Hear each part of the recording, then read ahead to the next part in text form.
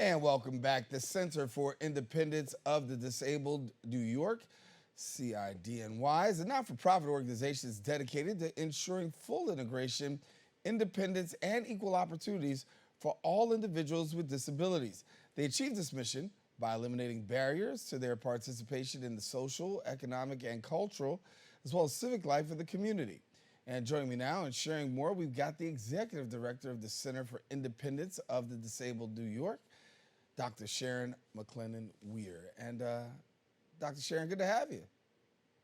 Thank you so much for having me. And I'm glad that we can have this conversation. I think it's important that we can really talk about when it comes to people with disabilities, because when we talk about awareness, there's always a need for everyday awareness. Talk to me a little bit about the work that you're doing right now. Yes, well, people with disabilities is the largest minority group in the United States. Over 60 million people have a documented disability. A disability can be anything from a mental or physical impairment that substantially limits one's major life activities. What Sydney does is trying to provide equal access to all people living in New York City.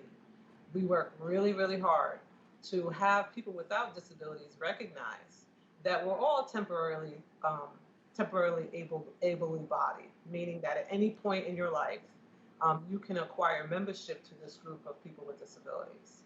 So it's important to understand what are the barriers that will keep you from working, from going to school, from acquiring good health care, from dating, for being able to involve in recreational sports and activities, being able to shop, go to the theater, enjoy a movie, or even enjoy a book to read. So we fight really hard to make sure that all people with disabilities are able to live the same quality of life, just like a person without a disability. You know, sometimes I've had conversation in this arena for, well, for years now. And I've always often argued that when we talk about this matter of disabilities, it's really about having an equal quality of life. And that struggle just sometimes becomes very real for too many people. Talk to me about where you see us right now in the area of disabilities and disability rights. Are we making significant progress? We've made some progress. Enacting the Americans with Disability Act in 1990, as well as its amendments in 2008, has given people with disability an opportunity to get into the playing field with regards to gainful employment, acquiring academics, achieving academic careers, but it hasn't gone far enough. Unfortunately, people with disabilities have the highest unemployment rate compared to the rate, and a lot of it is because of discrimination and ableism prejudice that people feel based on a disability characteristic that that person cannot do that particular job. So we're still fighting really, really hard to ensure that all people, regardless of the disability status, especially people with disabilities, are able to work. Former President Obama did a great thing when he was in office. He believes that the workforce within the federal government should acquire all the people that voted in his election, and that too includes people with disabilities. So he ensured that at least 7% of people with disabilities would be employed in the federal government system. By the time he finishes his office, his term in office, you could say that 14.1% of the federal labor market is people with disabilities. We would like to see that initiative done here in New York State. We would like Governor Hochul to pass some legislation that would ensure a percentage of state government workers, these people with disabilities, qualified folks that can do the job, as well as within New York City. We would like to see Mayor Adams adopt the same principle of making sure that people with disabilities are hired and have a better quality of life and a lower unemployment rate compared to the rest of the population. We also are advocating for employers, private as well as nonprofit, ensure that we hire qualified people with disabilities, because we know that what keeps people homeless, having health care, being able to access services is having the ability to earn a paycheck. Yeah. I want to, talk about housing because that's so important. I think a lot of times we are hearing more and more about disability, disability advocates speaking about affordable housing, access to housing. I always like this show to be informative. So for somebody who may not say, well, what is disabilities? How does disabilities and accessible housing make the connection for me? Can you make the connection for people who say, well, what are some of the challenges that people with disabilities have when it comes to accessible housing? Yeah. So there are two things. We need to have affordable housing, number one. And I think all New Yorkers that are, not necessarily making high-paying earnings worry about one day becoming homeless because they can't pay their rent. People with disabilities are worried as well, considering based on your disability type, once you acquire a disability, you may be in a lower status, lower income, because you're unable to work because of whatever the disability category or guess because of labor. So one, we say, has to be affordable. The second thing talking about accessibility, depending on your disability, you may need accommodations in the home where there may be wider doorways because you're using a motorized wheelchair. You may need assistive aids in the bathroom. You may need appliances if you're blind like myself. You may need appliances that talk. You may need things if you're a deaf person. You may need things that will flash and not necessarily audible because you can't hear. So there's a lot of retrofitting that needs to happen depending on the disability type. Certain types of furniture may not work for you if you have a certain neurological condition. If you have issues with weight, you may need bariatric furniture that will be able to maintain your weight. So there's a lot of different things that goes into making one apartment accessible.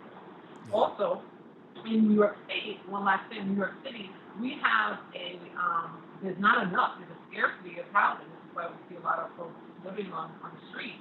We don't have enough housing to sustain all the people that are living here. And also, we have out-to-date zoning laws.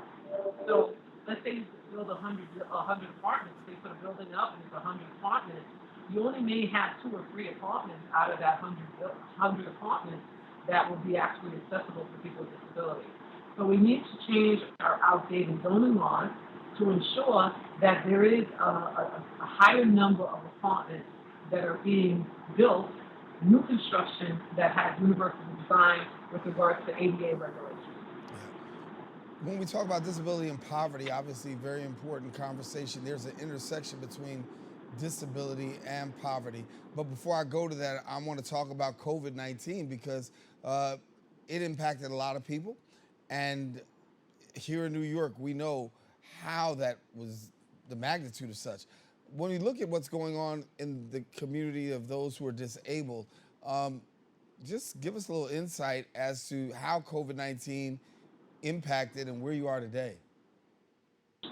Yes, COVID-19 has greatly impacted the disabled community. A lot of folks lost their jobs because they filled their positions. Those were the positions that you could not necessarily work from home. So people lost their jobs. Also, social isolation for people with disabilities. They didn't have an opportunity to go out, to network, to be around people. That's really important. So a lot of folks acquired different types of mental health issues that they have not necessarily addressed because of the social isolation. So there is a greater need for treatment and therapy and also social support groups for the population. And people are really just trying to find their way back to having face-to-face contact. Yes, technology showed that we were able to get a lot of things done through Zoom and other technological services. However, that social connection that people with disabilities need was lost during the pandemic, and further show that social isolation is really detrimental to the population. Yeah, I want to, think back for a minute, and I was hearing from disability advocates the fact that many times a lot of emphasis was placed in so many other areas that it was almost like you had to have an extra voice out there to be able to be able to speak for the issues that were really affecting this community in such a tremendous way. Now that we seem to have made some traction out of COVID, and now we're talking about this new variant, give us your assessment right now as to has there been a sense of normalcy getting back to where things were, or do you still find yourself on the other end of the spectrum? I don't think we can go back to how things were. I think the pandemic was really traumatizing for a lot of different people. People lost family members, they lost friends, um, they lost the ability to, um, to go out. We have a lot of people with disabilities from other minority groups. There's a intersectionality with race and gender. There's a high incidence of racial and gender discrimination in New York City. So we do have some of our consumers who are afraid of traveling, taking the subway, paratransit systems, and things like that, because of not feeling safe. We also have issues with people finding reliable care, having workers, a lot of home health aides have left the industry because they're not being paid enough, and also feeling that it's not safe. So for some of those folks that have significant disabilities that require care, they can't find people to help them with their day-to-day activities. So it's been a lot for the disabled community, and what we just try to do here at Sydney is to continue to offer them services that we can provide and encourage people to connect with us for the help that they need. And we have, talk about the help that you need. How about helping people out? I know there's some educational resources that are available, and in terms of awareness and making people more aware of the things and the challenges with people with disabilities. Talk to us about how you're going about making the community more aware, because as you're talking to the government and your voice is there, we know that having advocates really helps. And there's no greater advocate than the community. So you're also doing some community awareness as well. Talk to us about the community awareness piece. Yes. So Sydney is an independent living center. What that means is that we are members of the group. So we have 70% of our employees have disabilities, and we're always advocating for people with disabilities. Yes, we have an active advocacy department, but as a person with a disability, we can speak the language, we understand, and we also can encourage folks to get their voice out. There's a lot of barriers. We talk about trying to get politicians to hear what the plight of the community is. A lot of the action really takes place in polls. And one of the biggest things that we see is the barriers to the polls.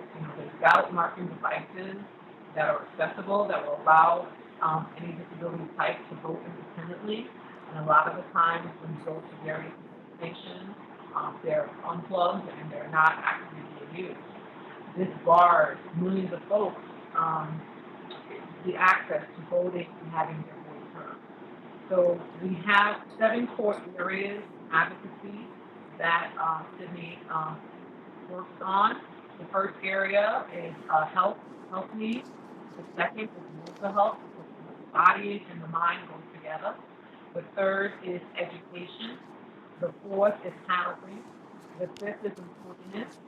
The sixth is transportation, and the seventh is solar. I'm just telling you the order based on how they come to me. Every single aspect that I just described to you are very important. There's not one that's more important than the other. They work as an inclusive unit.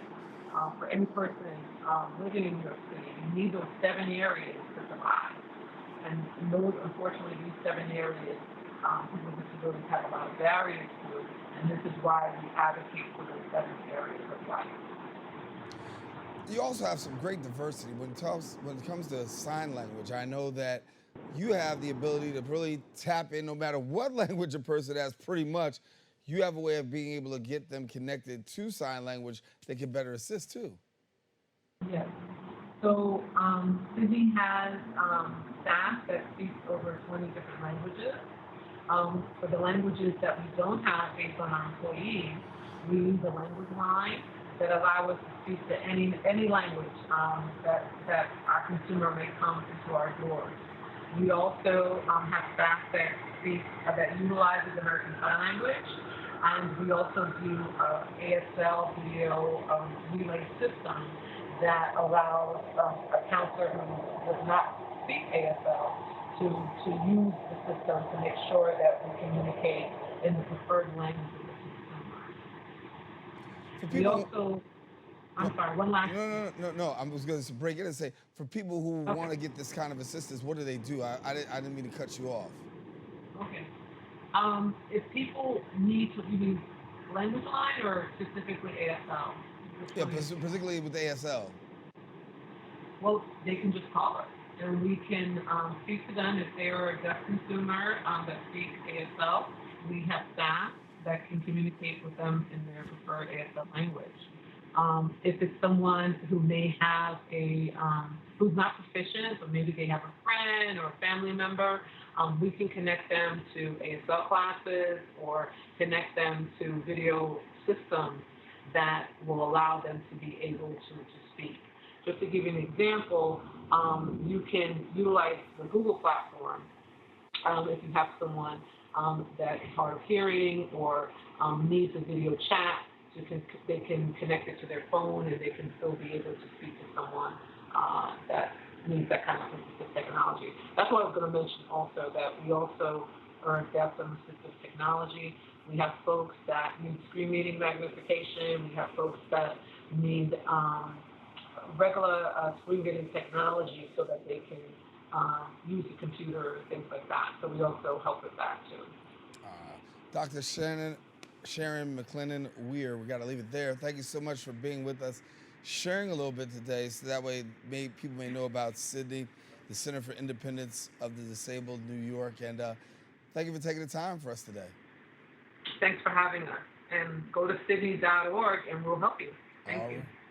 Definitely, go to city.org. You've heard it from her. All right, we are taking a quick break. We'll be back with more right after this.